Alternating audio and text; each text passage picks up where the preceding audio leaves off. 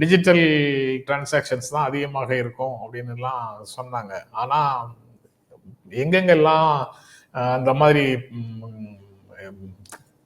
Cash transaction இருந்ததோ அந்தந்த செக்டார்ல அந்தந்த கேஷ் டிரான்சாக்ஷன் திரும்பவும் வேறு பிடிச்சு வளரத்தான் செய்யுது.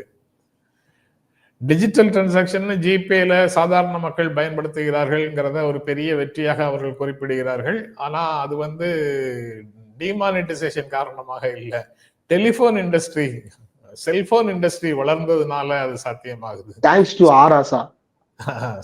ஸ்மார்ட் போன், அந்த ஸ்மார்ட் போனோட டெவலப்மெண்ட் பிளஸ் இணைய தொடர்பு அப்படிங்கிறதுல இருந்து வருது.